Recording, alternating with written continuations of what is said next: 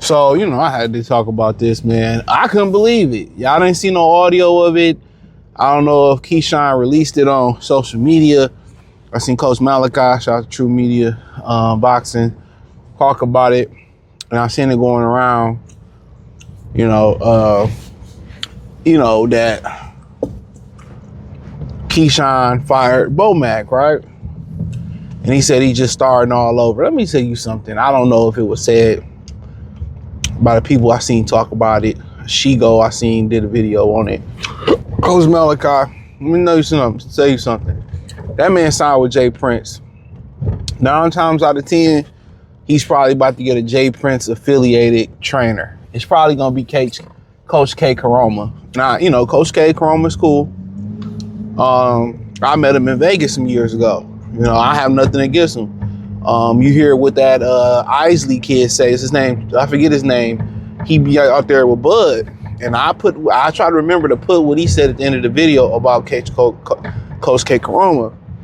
But Karoma got a great working relationship with Jay Prince. And a lot of the fighters that deal with Jay Prince, from what my understanding is, they didn't tend to sign with K Karoma. Now, my thing is this. Bomac should have got rid of his ass after what he did. Really, he disrespected his dojo, to be honest with you, in the B&B name.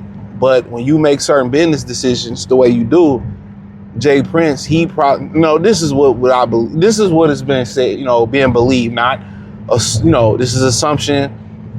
There's no inside information. A lot of people believe he signed to Jay Prince because he was broke.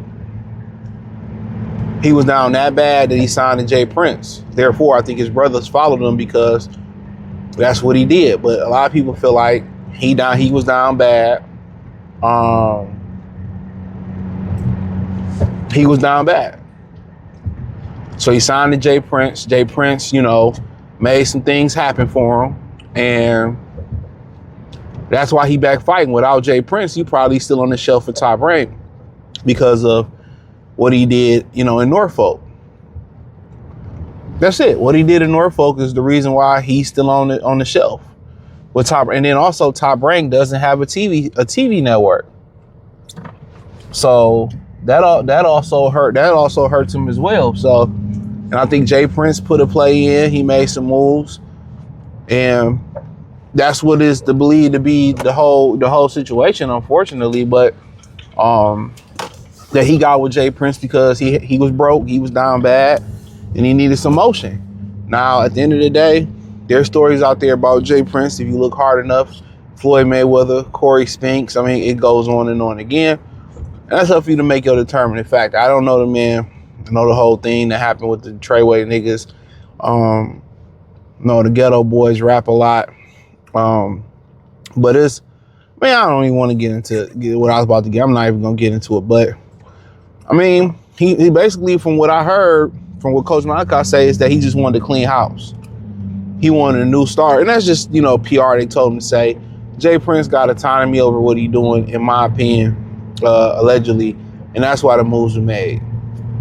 A lot of these promoters in general, they sign you, right? And they want to tell you, get rid of this guy, bring this guy. Remember Bud said when he was, getting on, they were telling him, you need to get rid of your team and do this and do that. It's for the better. They want to put you with this guy, that guy. You know what I mean? So, fortunately, I think Bomac, that's the best thing to happen for Bomac. Bomac should have got rid of the kid. But I think Bomac working with kids in the inner city, working with Bud and Bud's trials and tribulations throughout his career, he probably, know Bud done some knucklehead shit. He know how young men are. We do knucklehead shit. And he was willing to work with him. But, for the most part, he did what was best for what Keyshawn felt like was best for him at the time. And yeah, we in times of distress, we in times we down bad, we looking for any relief. And a lot of times, a lot of people come around knowing you down bad, looking to take advantage of your situation. I talked about this the other day. A lot of people sign these contracts under, financial distress. They sign their publishing away. They sign these rights away. They sign their life away for a couple of dollars just to get a temporary fix. I was listening to Memphis Bleak. He said they was offering some money for his catalog, and he asked Jay, and Jay said, "Don't sell it." We get to selling things that's valuable to us when we down bad. Instead of being patient. But he did what he did for him, and now a lot of people saying, "Well, I'm not fucking with him no more. I'm not a fan." A lot of these dudes were supporting Keyshawn off the strength that he was affiliated with Bud. That's just what it is. And I don't think it's no bad blood because he said that he following Bud Crawford route about not paying sanctioning belt fees. Remember, they asked him about Raimondo Mortella before he was supposed to fight Edwin De Los Santos, and what did he say? He said, "I'm not paying 2 sanctioning fees to IBF and that." So either this guy's extremely, extremely down bad financially, and has been, because he's fairly active, or he really believing with the system, breaking the system. You don't want no money going nowhere that don't have to go, but he probably signed some type of advance, probably was a little bit of nothing to sign his life away. His boy Keyshawn, Shakur over there. Remember, Shakur was hanging out with them when that happened to old buddy from the Migos. People tend to forget that. So,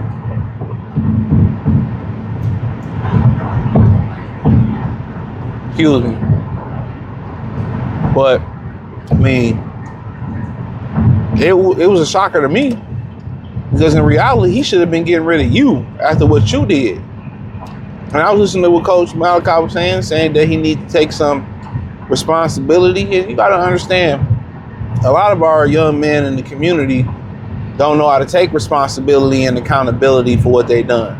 We always point the fingers at everybody else's fault because you learned that from a fuck your mother. Even if you just, pick it up, she don't even teach it to you. You know what I'm saying? You just hear always saying it's a man's fault. It's the white man's fault. It's the welfare's fault. It's the devil's fault. It's never any accountability on what the women did, and that's just the way they are by nature. Women by nature are selfish, and when you find a woman that's not selfish or can be selfless to a certain extent, it's a beautiful thing. But by nature and their DNA, they selfish, and it's everybody's fault. And a lot of their sons pick up on that trait, coherently they just pick it up, and it's everybody else's fault around it. But I know why he did the move, just in my opinion. You know what I'm saying? I just think it was out of his control. But if he ain't take accountability for it, and when that apology that he said, honestly, yeah, that was nasty work. That was nasty work.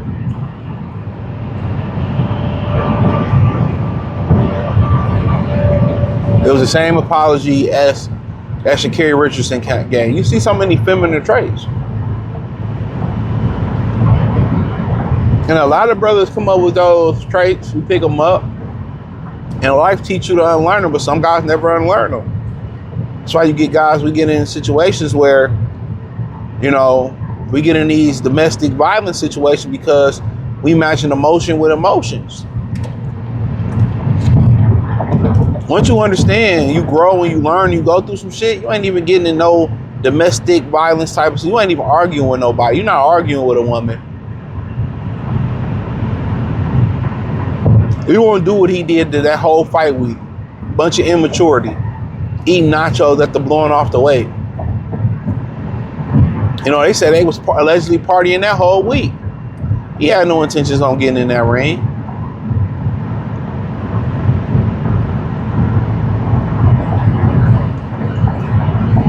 He had no intentions. That's from my point of view, he did. But he gonna do his best for him.